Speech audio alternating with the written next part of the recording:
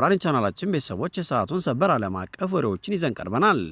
በቤጂንግ በተካሄደው ከፍተኛ ዲፕሎማሲያዊ መድረክ የቻይናው የውጭ ጉዳይ ሚኒስትር ዋንግ ዩ ከሳውዲ አረቢያ አቻቸው ልዑል ፈይሰል ቢን ፈርሃን አልሳውድ ጋር በመሆን በመካከለኛው ምስራቅ ያለውን የፖለቲካ አየር ሁኔታ የሚቀይር መግለጫ ሰጥተዋል። ይህ ስብሰባ በተለይም ለዩናይትድ ስቴትስ ግልጽ መልእክት ያስተላለፈ ሲሆን ቻይና በዓለም አቀፍ ደረጃ ያላትን የዲፕሎማሲ የበላይነት ለማሳየት የተጠቀመችበት ትልቅ መድረክ ሆኗል። ዋንግ ዩ በንግግራቸው ወቅት መነጋገር ከመዋጋት ይሻላል፣ ውይይትም ከግጭት ይበልጣል በማለት አሜሪካ በቀጠናው ለምትከተለው ወታደራዊ ኃይልን መሰረት ያደረገ ፖሊሲ ቀጥተኛ ተቃውሟቸውን አሰምተዋል። ይህ የቤጂንግ አቋም በሳውዲ አረቢያ ሙሉ ድጋፍ የተሰጠው በመሆኑ ደግሞ በቀጠናው የአሜሪካ ተጽዕኖ እየቀነሰ መምጣቱን የሚያሳይ ትልቅ ምልክት ተደርጎ ተወስዷል። በዚህ የታሪካዊ ስብሰባ ላይ ቻይና በዩናይትድ ስቴትስ እና በኢራን መካከል የተደረሰው የመግባቢያ ስምምነት በአስቸኳይ ተግባራዊ እንዲሆን ወደ አጠቃላይ የሰላም ስምምነት የሚያመራ ድርድር እንዲቀጥል ጥሪ አቅርባለች። ዋንግ ዩ አጽንኦት ሰጥተው እንደተናገሩት በመካከለኛው ምስራቅ ያለው ተሰባሪ ሰላም ሊጠበቅ የሚችለው በወታደራዊ ጡንቻ ሳይሆን በፖለቲካዊ ውይይት ብቻ ነው። ቻይናና ሳውዲ አረቢያ በቀጠናው ያለውን ውጥረት ለመቀነስ እና ዘላቂ ሰላምን ለማምጣት በጋራ ለመስራት መወሰናቸው በተለይም ዋሽንግተን በኢራን ላይ የምትከተለውን የጫና ፖለቲካ የሚገዳደር ነው። ይህ ስምምነት ቻይና ራሷን እንደ ሰላም አስከባሪና እንደ ታላቅ የዲፕሎማሲ ኃይል እንድትቀርብ የረዳ ሲሆን የሳውዲ አረቢያ ከቻይና ጎን መቆም ደግሞ የአረቡ ዓለም አዲስ የኃይል ሚዛን እየፈለገ መሆኑን ያረጋገጠ ክስተት ሆኗል። ይህ የቤጂንግ እንቅስቃሴ በመካከለኛው ምስራቅ ለዓመታት የዘለቀውን የአሜሪካ የበላይነትን የሚፈታተን ነው። ቻይና በጦርነት የሚመጣ ሰላም የለም በሚል መርህ በማንገብ ኢራንና ጎረቤቶቿ በጠረጴዛ ዙሪያ እንዲቀመጡ ግፊት እያደረገች ትገኛለች። የሳውዲ አረቢያው የውጭ ጉዳይ ሚኒስትር በበኩላቸው የቻይናን ሚና አድንቀው ቀጠናው ከውጭ ጣልቃ ገብነት ነጻ የሆነና በውይይት ላይ የተመሰረተ መረጋጋት እንደሚፈልግ ገልጸዋል። ይህ ሁኔታ ለአሜሪካ የውጭ ጉዳይ ሚኒስትር ፖሊሲ ትልቅ ማስጠንቀቂያ ሲሆን ቻይና በኢኮኖሚ ብቻ ሳይሆን በፖለቲካና በደህንነት ጉዳዮችም የዓለምን መልክ እየቀየረች መሆኑን ያሳያል። በቀጣይ ቀናት ዋሽንግተን ለዚህ የቤጂንግና የሪያድ ጥምረት የምትሰጠው ምላሽ በጉጉት የሚጠበቅ ሲሆን የቻይና ዲፕሎማሲ ግን በመካከለኛው ምስራቅ አዲስ ምዕራፍ እየከፈተ መሆኑን መገንዘብ ይቻላል። በመካከለኛው ምስራቅ ቀጠና ውስጥ ለረጅም ጊዜ ሲታይ የነበረው ዲፕሎማሲያዊ ሽኩቻ አሁን ወደ ቀጥተኛ ስጋትና ወታደራዊ ዛቻ ተቀይሯል። የእስራኤሉ ጠቅላይ ሚኒስትር ቤንጃሚን ኔታንያሁ ሰኔ 30 ለእስራኤል ቻናል 14 በሰጡት እጅግ ሰፊና ጥልቅ ቃለ መጠይቅ የቱርኩ ፕሬዝዳንት ረሲፕ ጣይብ ኤርዶጋን በእስራኤል ላይ የሚሰነዝሩትን ተከታታይ የጥቃት ዛቻዎች መንግስታቸው በጣም በቁም ነገርና በከፍተኛ ጥንቃቄ እንደሚመለከተው በይፋ አስታውቀዋል። ኔታንያሁ በንግግራቸው ወቅት ኤርዶጋን የሚጠቁሙት ቋንቋ ተራ የፖለቲካ ትችት ሳይሆን የእስራኤልን ብሔራዊ ደህንነት አደጋ ላይ የሚጥልና የቀጠናውን ሰላም የሚያናጋ መሆኑን አጽንኦት ሰጥተዋል። ይህ የኔታንያሁ ምላሽ የመጣው ቱርክ ከቅርብ ጊዜ ወዲህ በጋዛና በሌሎች ቀጠናዊ ጉዳዮች ምክንያት በእስራኤል ላይ የምታሰማው እጅግ እየከረረ በመምጣቱና በሁለቱ ሀገራት መካከል ያለው ግንኙነት በታሪክ ታይቶ በማይታወቅ ሁኔታ በከረረበት ወቅት ነው። ይህ የቃላት ጦርነት እየበረታ የመጣው ከፍተኛ የቱርክ ባለስልጣናት በእስራኤል ላይ ያላቸውን ጠንካራ ተቃውሞ ወደ ቀጥተኛ ወታደራዊ መሪ ቃል ከቀየሩ በኋላ ነው።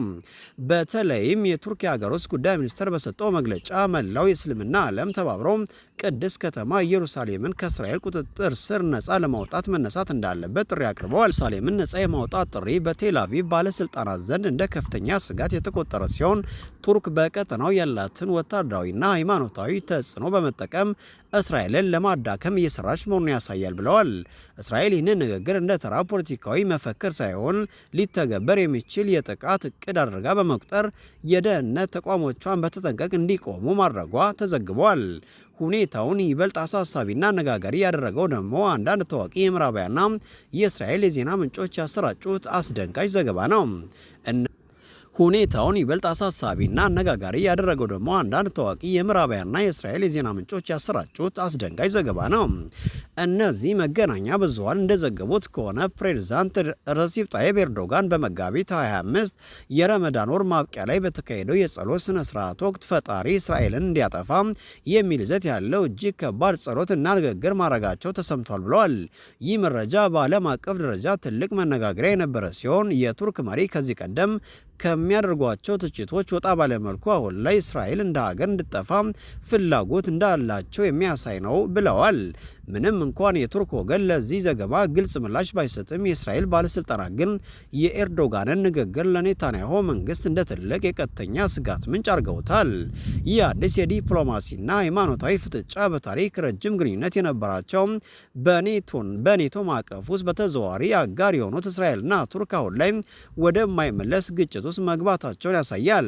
ኔታንያሁ በቃለ መጠይቃቸው ወቅት ኤርዶጋንን በቁም ነገር እናያቸዋለን ማለታቸው እስራኤል ለቱርክ ዛቻዎች ምላሽ ለመስጠት ወታደራዊ፣ ኢኮኖሚያዊና ዲፕሎማሲያዊ አማራጮችን በጠረጴዛው ላይ እንዳስቀመጠች የሚያሳይ ነው። በሌላ በኩል ቱርክ በመካከለኛው ምስራቅ እንደ ትልቅ ኃያል ሀገር እየወጣች በመሆኗና ከኢራን እንዲሁም ከሌሎች የእስራኤል ተቃዋሚዎች ጋር ያላት ግንኙነት መጠናከሩ ዋሽንግተንና አውሮፓን በከፍተኛ ስጋት ውስጥ ጥሏቸዋል።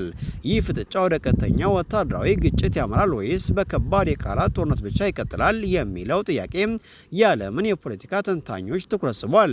በቀጣይ ቀናት ከቤጂንግ እስከ ዋሽንግተን የሚደረጉ ዲፕሎማሲያዊ ጥረቶች ለዚህ ውጥረት መርገብ ወሳኝ ሚና እንደሚኖራቸው ቢታመንም በኔታንያሁና በኤርዶጋን መካከል ያለው የግልና የፖለቲካ ጥላቻ ግን ነገሮችን ይበልጥ እያወሳሰበ የሚሄድ ይመስላል። በአጠቃላይ ዛሬ የተመለከትናቸው መረጃዎች እንደሚያሳዩት በመካከለኛው ምስራቅ ያለው የኃይል ሚዛንና የዲፕሎማሲ አቅጣጫ በከፍተኛ ሁኔታ እየተቀየረ ይገኛል።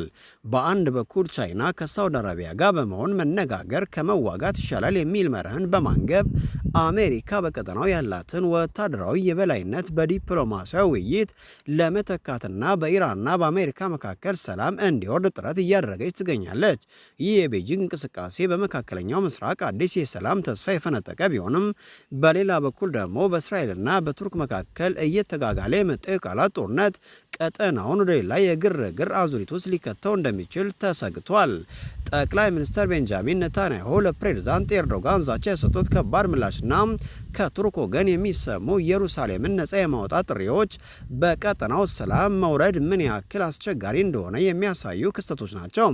በአንድ በኩል የቻይና የሰላም ጥረት፣ በሌላ በኩል የእስራኤልና የቱርክ ታሪካዊ ፍጥጫ መካከለኛው ምስራቅን በሁለት ተቃራኒ ዋልታዎች ላይ አቁሟታል። ቻይና የጀመረችው የውይይት መድረክ ይሳካ ይሆን ወይስ የቱርክና የእስራኤል ውጥረት ወደማይፈለግ ወታደራዊ ግጭት ያመራል የሚለው ጉዳይ የሁላችንም ትኩረት የሚሻ የዓለም አቀፍ አጀንዳ ሆኖ ይቀጥላል።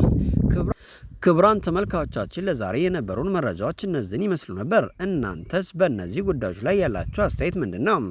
ቻይና በመካከለኛው ምስራቅ ያላት ተጽዕኖ የአሜሪካ ሚና ሊተካ ይችላል ብላችሁ ታስባላችሁ ወይስ በእስራኤልና በቱርክ መካከል ያለው ፍጥጫ ወዴት ያመራል? ሀሳባችሁን በኮሜንት መስጫው ላይ አካፍሉን። ቪዲዮውን ከወደዳችሁት ላይክ በማድረግ እና ለሌሎች በማጋራት መረጃው እንዲደርስ ያድርገው።